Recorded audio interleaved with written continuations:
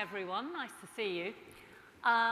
So, we left off after a great discussion talking about winning customers and different strategies to do that. This session is about keeping and growing those relationships, and particularly the role of personalisation. So, let's start with a few panel introductions. We'll go down the line here. Thanks, Tessa. Yeah, I'm Robbie Sexton. I'm the Director of B2B Partnerships and iGaming here in Xtremepush. Xtremepush is a CRM and loyalty marketing platform. We essentially help operators understand, and their CRM teams understand what their players are doing in real time, and then drive very personalised communications across marketing channels. We also have a gamification layer as part of the platform. So think about gaming elements and free-to-play games as well. Yep, I'm Olivier, and I'm General Manager of Score. Score is a subsidiary of Belgium National Lottery. I was in charge of sports betting. Been there now for 4 years. Before I Cannot Resist, for 16 years, I was on the lottery side, on the IT side. So I was the guy you were in the backlog as marketing. So I thought I need to say it.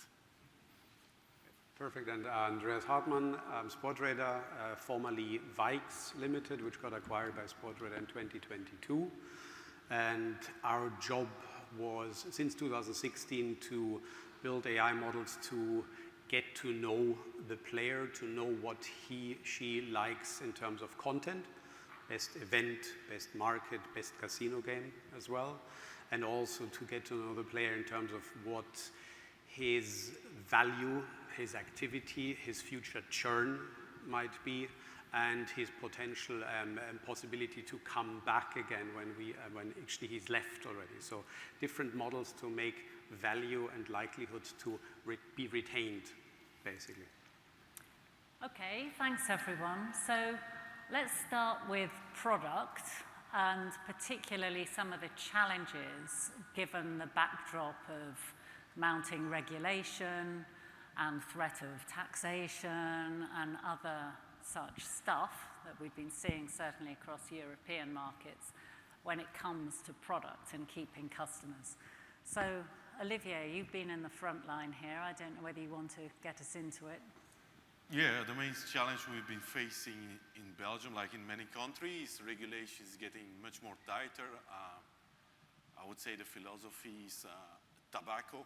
You can only search the product. That's where we are going for. So you can imagine we're going for paid search only, normally in a couple of years if the legislation stays like that. So yeah, it makes retention an even core element, and that's where, with the help of Andreas, we've been investing a lot in personalization.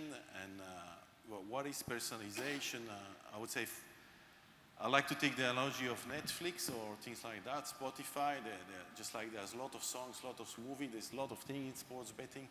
Everybody has different interests, so really getting the one-to-one offering, but also seeing what's trending and all these elements. Yeah, that's what we want to offer to our customer, and also 24/7, 365 days a year.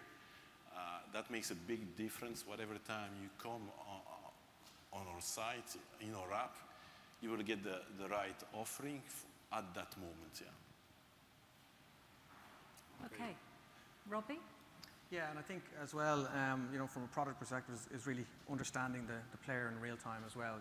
So think about maybe a player, if they're maybe on a bad luck journey or something like that. Is understanding that that's not it's necessarily it's not a good experience, a bad experience, and be able to intervene in real time, with maybe a relevant offer, to the player. So it's very much that real time understanding, both from a product perspective and also CRM, which we'll talk about later on. Picking up from what both of you said, but especially Olivier.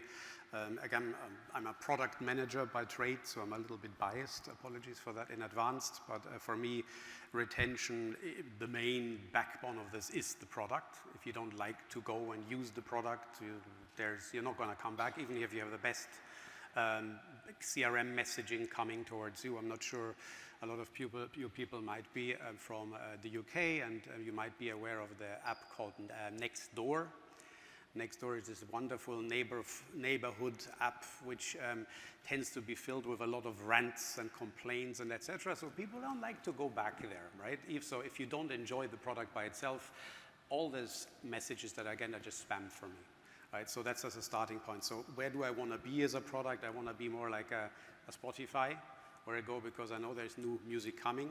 I don't even need to be pinged by Spotify to go there and check what's the new releases, etc. So that's, for me, the absolute underlying baseline. So the product, if I like it, if I actually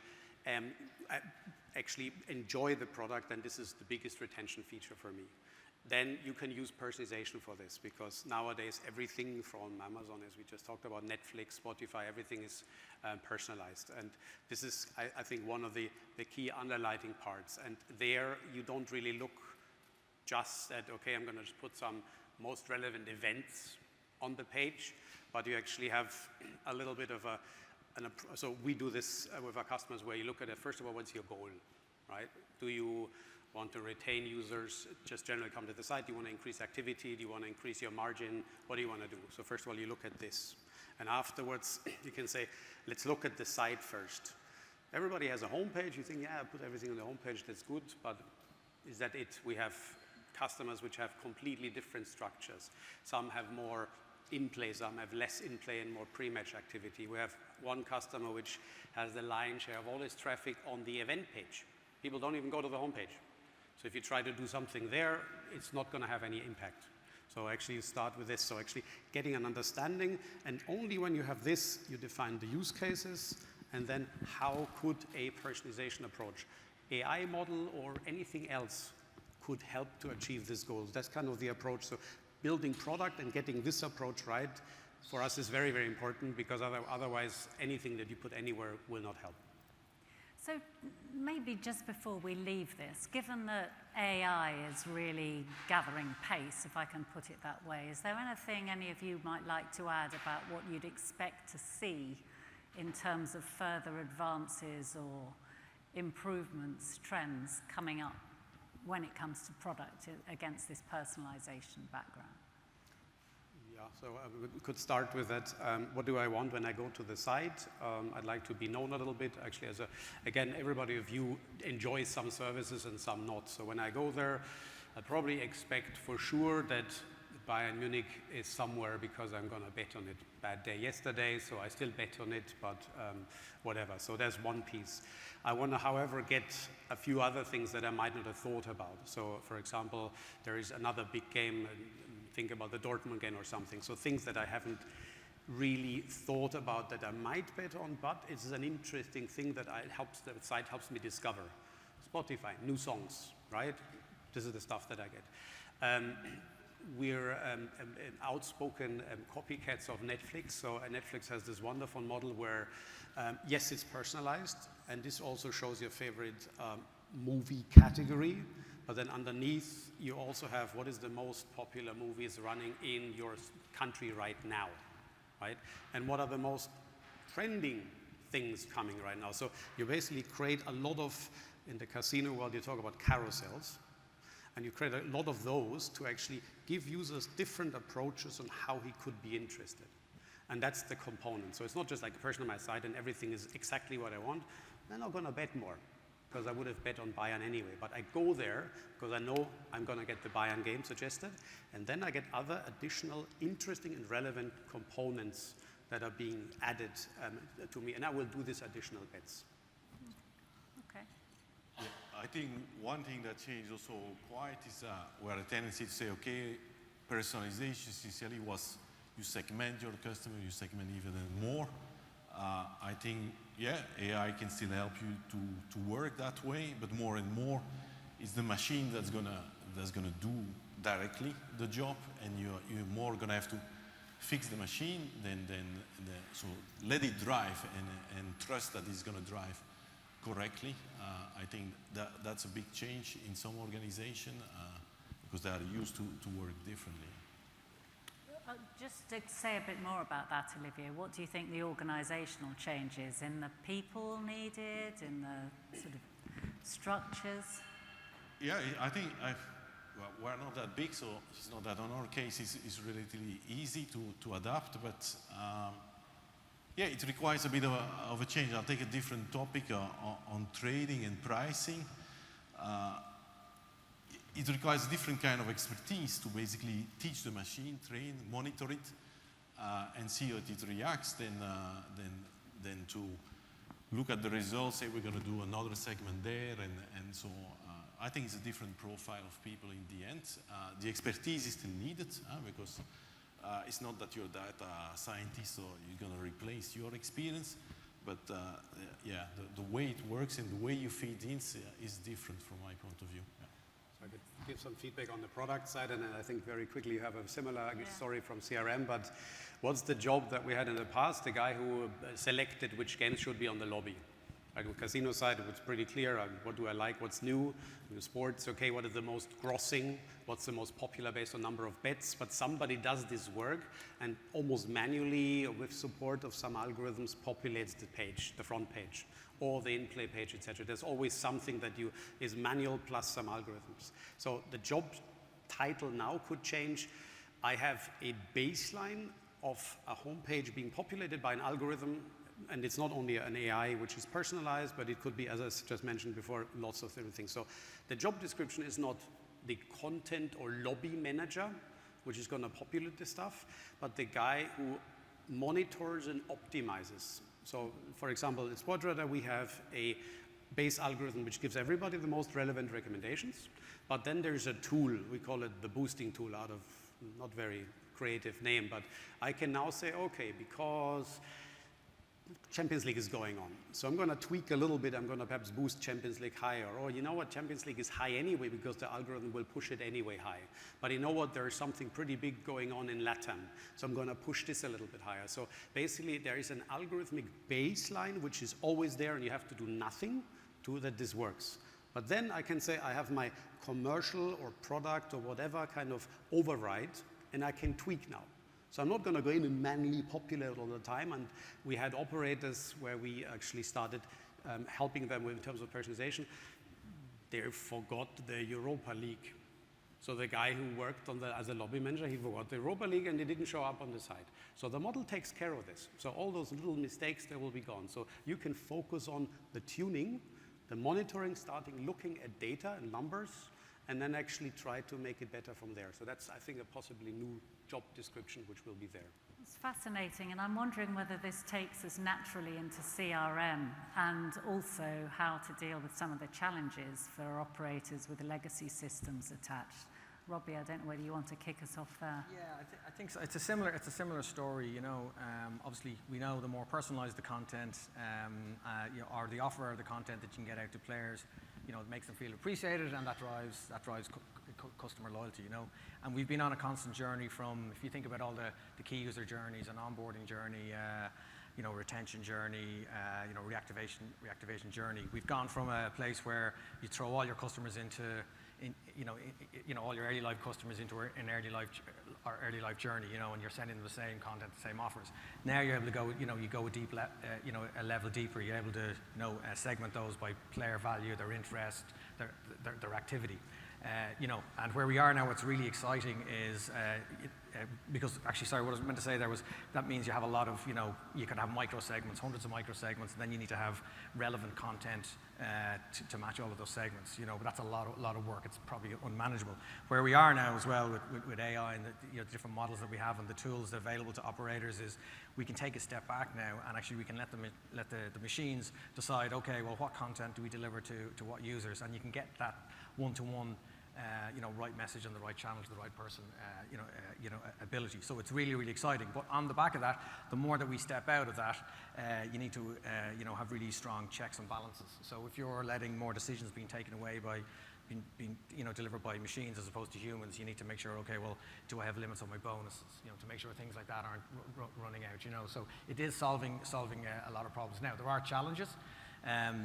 Obviously you have to have a really good single customer view. You have to make sure that your models are, your models are talking to your personalization engine, your automations are working as well. You know, but I think once you can solve those and get running, it's a very exciting space to be in. You know. Yeah. So on this point, talking about the engine, when in very regulated markets, and Olivier, you're in one, when politicians hear about personalisation and the role of and the power of the algorithm and AI, you know, they panic, right? So how do you deal with that, or how do you think operators in the industry can, if you like, navigate making the most of the advantages that the technology offers without actually inviting more constraints? Yeah, I don't think they panic, or I don't think we're going to have an industry-specific issue here. Everybody hear about AIs, the threat and stuff like that, but I don't think as such personalization is going to be an issue. It can be used in specific way that might hit the regulator. And if you go in personalized bonus very extreme, that's how we end up with bonus being banned in the end in Belgium, I think. But on its own, I don't think personalization is going to be an issue regulatory-wise. Rebounding on what you were saying on messaging and things like that, again, that's what's going to be important for us. We're going to be less and less being able to actually speak about sports betting, so we're going to have to speak about sports. And being able to be real-time messaging on the event happening, where we have some strain also in the industry. I mean, we know everything that's happening very fast compared to the media are following closely, but nevertheless, we can that way keep our customer engaged by really sending the communication they are expecting. I don't know, mixing with stuff like there's a goal, you want to watch it again, to stream replay and things like that. So these are, we believe, are great tools to keep the customer engaged, and actually the first thing before reactivation is really keeping them retained. So. And just picking up on that point with Andreas, because a couple of you talked about the need to broaden the information and talk about a wider range of things in sport generally, in particular sports, as part of the customer relationship build.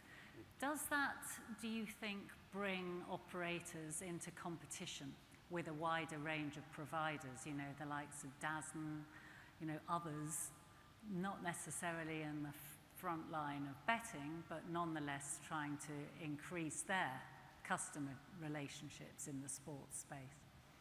Yeah, there will be new, there are partners/competitors, frenemies, as we call them, right? So more and more people overlap, partner, compete with each other. Coming back to your previous question as well, and actually what Olivier said, so politicians are not, or actually the European AI directive was about recommenders or personalization is okay, right? The concern for our industry is again the tobacco, right? So us using it for gambling perspective this is the thing. So regulation will come because the regulator will say, oh, you cannot give the bonuses, and the bonus shouldn't be targeted, right? So beautiful journey that we have actually set up, and we had in the past we were able to just give bonuses, and now we can target the bonuses. We're in many jurisdictions targeting bonuses based on player value and based on churn propensity, right? If we know that in the next 60 days this player has an 80% likelihood to churn, this guy will get a bonus. Olivier has a 20% likelihood to churn, he's not going to get a bonus, right? So that's the simple approach. So now Olivier might come in, or as in before, he said, I cannot give any bonuses. Oh, okay, then we go to this more generic thing. Well, we need to make more use of other, like gaming has been very good in finding new ways to retain and actually acquire customers. And there we come back, for example, mentioned by Robbie, we can use gamification, right? We can say, okay, you can tie generic content, sports content, more into gamification and say, you're gonna get rewards. Think about raffles. The US is full of, at the moment, of companies who actually then allow raffling. Perhaps at some point, this and loot boxes will be stopped.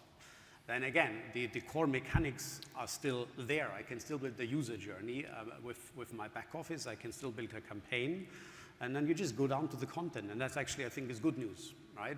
DAZN has certain rights. We still have a lot of data. I heard somebody saying before that Sportradar has a lot of data, hint, hint.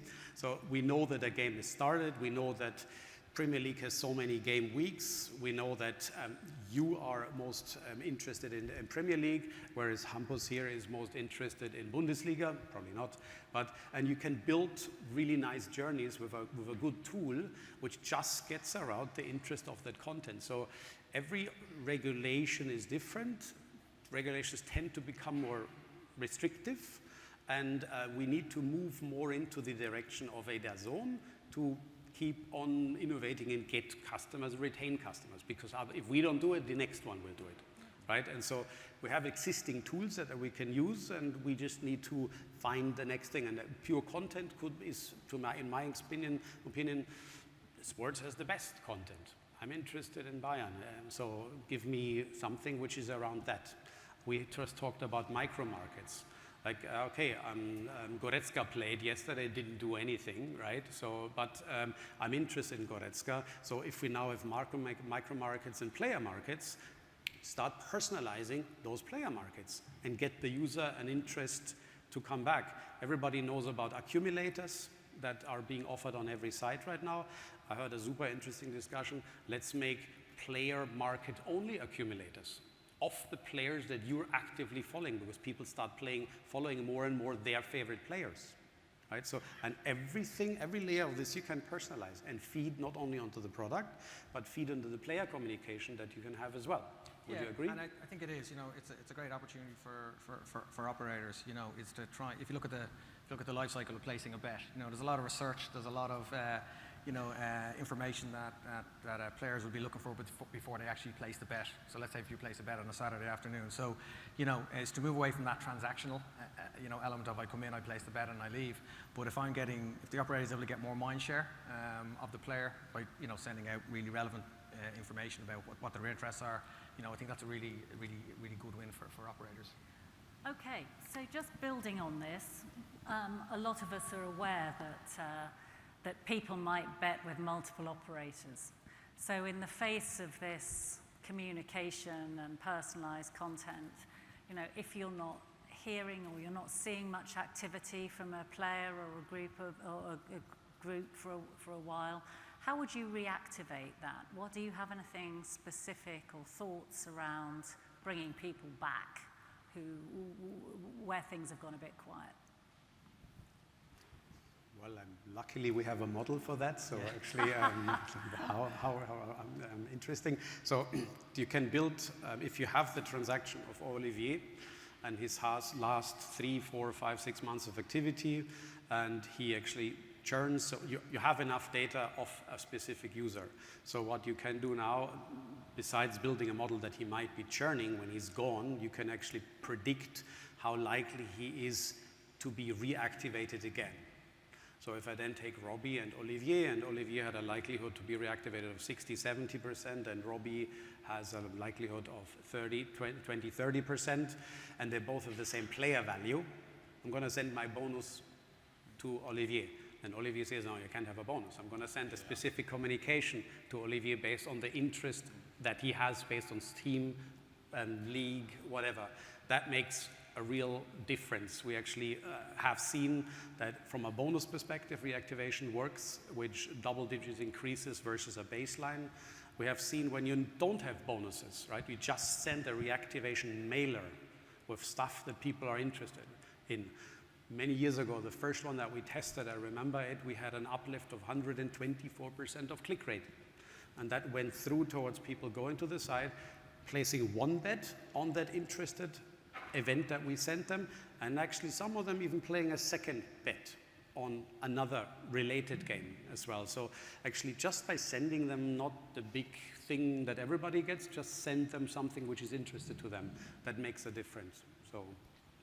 Yeah, it's correct. However, in our case, once the bonus is gone, it makes life a bit more complicated because, all the exam you take, okay, the guys like Premier League, like this or that, but that remains pretty generic. So I think one area we will investigate is player markets are working more and more. But that's also a challenge that when you start to be much more personalized and one-to-one, to be able to actually bring a message for all the different use cases for each customer. That's something that personally I feel we as a company don't have an answer yet, and so we still target relatively broadly in this reactivation message, which makes them less effective in a sense, right? And are major sporting events an opportunity to bring people back in? Is that another way of thinking about it? Robbie, I don't know whether you want to... Look, it is a great, it's a great opportunity to obviously to kind of reactivate, people as well, so they might have gone dormant, but they might be big game players, so that's when we can look at that as well. Also, I think as well, there's a general, you have to look at big tournaments as well. You have to look at the different segments that you have. So you might have a lot of new casual bettors coming on stream. And you need to really look at how do you talk to those casual bettors, because it is a great opportunity to kind of broaden your user base. So think about once you've identified the casual bettor, we'd always like to do some cross sell. Maybe bring them over to casino, but is that the right communication? Probably not. We can also do some strategies around driving additional value. So we know that mobile players are more value, and they tend to stick around longer. So how can we maybe target our generosity to maybe get folks to maybe download a mobile app? So there's a number of different strategies you can do definitely around reactivation and driving more business with the casual bettor. And that point you've made about casual bettors, that anyway are less of an issue in terms of any regulators, is that something that, Olivier, you're looking at with the lottery, or you think, Andreas, there's more scope for operators perhaps to build on? Yes, but I think the biggest challenge we have today is people, casual bettor, take the euro, they come, they bet to Belgium, they can just understand what is betting on Belgium. But after that, if you think your offer is not really good for this customer, for me the challenge is a bit like back from the lottery. I really start to bet when the draw of euro means 150 millions, because 15 is apparently too low for everyone, and then the challenge of the market is, okay, how we can convince them to go to 50. Here it's a bit similar. You won't get after the Euro. We were lucky. There were the Olympics. It was in Paris, so close to Belgium. We had some good athletes there, so it helps. But it's really how to figure out what is the next good event for these customers to keep them on board. You won't keep them on board at the frequency you have of the other, and progressive. Some will stay casual. Some will get to learn betting more, and then they will be. The offering you have today is going to be the right one, but I think the offering we have on our side or up today is still overwhelming for the casual bettor coming from the lottery. They will find a way for a few bets with the help of friends maybe or stuff like that, but once after that they will have a hard time to come back, I think. Andreas, can the AI Euros, help us there? The massive Euro Millions as a big event, and then we had a customer in the US which had a super large American, you can guess there's a few of those American event which actually brought in over 100,000 additional users. So a big operator, and this thing happened, and they came in, and as every year he lost 97-98% of them, because they bet on this specific event on that specific day, gone. So they had a few years of a baseline in there actually on how they try to acquire, how do you reactivate or retain them. How do you do this? On the one side, you try to send everybody a bonus. You might do a little bit segment for the people who bet a lot and high amount, and then some people get a low amount. Everybody gets the same stuff, template, more or less the same that you send out, okay? We were able to convince him to run a benchmark, an A/B test against that baseline that they have done. And we just looked at anything that the user had in history, very frequent, not frequent, high, low bets, etc. And we created a specific bonus amounts, bonus offers, and specific messaging or mailers to those users, right? And I think it was 5, 6, or 7 different segments, not even per person, but just bet at, but they were targeted to the actual willingness of the user to bet. So I might get a $50 suggestion, but I will never do it because I'm a $5 guy. Or Olivier is a super heavy hitter. If he gets $50, he gets insulted because the guy is betting 1,000 all the time. So you actually create amounts that actually are more relevant for that user, and bringing, and we saw an uplift of about 32% of people staying versus, so basically versus a loss of 98%, we had a loss of 92%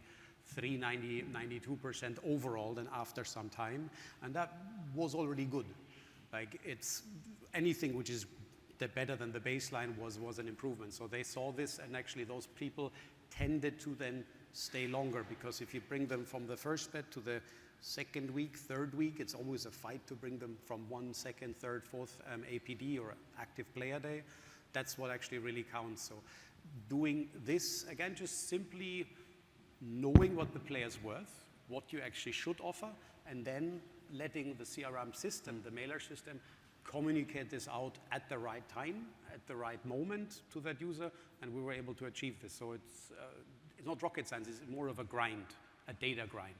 And that's, I think, makes a difference. As well with those, you can, it's really, you can use the, combination of player education with the casual bettor, and also adding the gamification layer as well, so you can actually bring them back in for the daily free to play, or if you can actually gamify maybe the onboarding experience, or getting them to the first bet to the second bet, giving them, missions and quests, it adds an additional entertainment layer as well. It can really help with drive the retention with that segment of players, Okay, thank you. Great points, everybody. Let's bring in the audience, see if anyone's got any questions or wants to put anything to you. So, do we have anyone? Oh, yes. Okay. Sorry, I can't resist a microphone. So, the question for the panel. Look, I think the issue of personalization in a converted user journey is a really fascinating one, right? But are you putting too much trust into systems? And when is the point when just because you can doesn't mean you should? Is there a point, and this is really the question for the panel, is that when does personalization contribute to antitrust with your brand? Yeah, I think an important aspect with personalization is, by definition, you think it's going to work, right? You personalize, that's what you push, and so it's very important to not getting drawn in thinking it is working. So anything we do, you always need to have A/B testing and expose your customer to different elements to ensure that it's working, and I would say, and doing what you think, like in anything, you think it's working, but is it working for the group you think it's working, or something else? So all the story about measuring well remains the same. For us, when we introduced personalization, one of the challenge was that, we were tracking this separately, and so it was not in the same mix of data, and so we could not easily answer if the personalization we were bringing in was actually having the effect we would like. We'll have the basic dummy metrics, if I might call it like that. But you need in the end to see, I don't know, introduce a bet builder personalization. What is actually driving? Is it driving new customer to get into the bet builder or not? And so if you don't show it, does it have an impact or not? So you always need to have these A/B testing, things like that, So by baseline, I trust nothing, because we have seen lots of, everybody heard about AI hallucinations, right? Just like open ChatGPT might tell you something really dumb. We could have somebody like me getting ping pong recommendations, and that just doesn't work. So we actually have a QA department, right? We have automated QA. We have people who actually user acceptance test that this thing works. And actually, so after some time, the model starts getting better and better. So when we have established a good model for a user, then you can start trusting it as well. But with every tool that you have, especially with newer technologies, you want to monitor it as well. And to your point then, how much trust do you give this, or do users trust it? It's just another tool, right? It helps you, as I mentioned before, to automate certain pieces like your lobby. But you still monitor it, you still watch it, right? And you still optimize it, you tweak it. That's with every tool that you start implementing. Whether if it's a CRM system that you need to use all the time to reach out to past customers, a gamification system, you need to set up new challenges, new achievements, etc. It's the same thing with personalization. Okay. Anybody else? Thank you so much. Over here, I think. Hi. Just a quick question, because you mentioned a lot about retention and reactivation, but there was nothing related to cross-sell on different products. So I just wanted to know just a word on this one. And also all the different channels. We mentioned SMS, email, push notification, obviously. But we had a session before also with omnichannel, programmatic. Where do you see the place and the budget that should be spent on retention, on programmatic? Because it's also important to be able to touch the user where they are, and not only via the direct communications, but also, well, using Sportradar product, we have this one. So just to understand your view on this one. Very interesting point. Next generation cross-trafficking, we had this for 20 years. You always like, I started at a poker site, party poker, and guess what? We cross-traffic to casino, right? Who is running a sports book and is not cross-trafficking to casino? Not many probably, so there is a cross-trafficking component as well. To answer the question from a pure personalization side, yes, you can train a model on pure sports transactions to cross-traffic to casino games, right? So it works, it does work. You're actually better than somebody manually selecting things. So that's one possibility that you could do. You could also mix and actually build model across everything, which is a little bit less effective. The answer about how to use programmatic for attention, good point. A little bit out of my depth here. You have on the one side, you have acquisition, as we actually spend money on programmatic to actually get people in. Haven't seen it being that often that people actually using outward like programmatic to keep people to the site. When you're at the site, when you're active, you try everything you can do to actually make the experience good, and then have a communication with them via push, SMS, etc., as you said. So what you mentioned could possibly more reactivation again, right? At the point where we know that a user has churned. So for example, Robbie is coming back every 2 weeks, but he hasn't shown up like after a month. So now the model says we should probably target this guy again. At that point, you can use programmatic to use a personalized banner for him based on his most favorite team, most favorite player coming up, playing in a specific match, and target him via the cookie. And actually that is and on the site, Instagram, wherever, so he might want to come back again. So that mechanism already exists. We tested it, especially in LATAM, works very well. So if that is the question, yes, there is use cases for that. Yeah, look, I think we, for retention, obviously we're looking at the core channels, like you mentioned, email, SMS, push notifications. We definitely do handoffs as well to programmatic, so we can hand off to external decisions as well. A lot of the time it's to drive some reinforcement as well. You want to talk to your customers on their main channels, particularly if they've opted in to receive notifications on particular channels, but absolutely you can do reinforcement as part of the user journey as well on those additional channels using programmatic. So if there's no more questions, we'll have another break and return in 30 minutes for the last panel. So thank you all.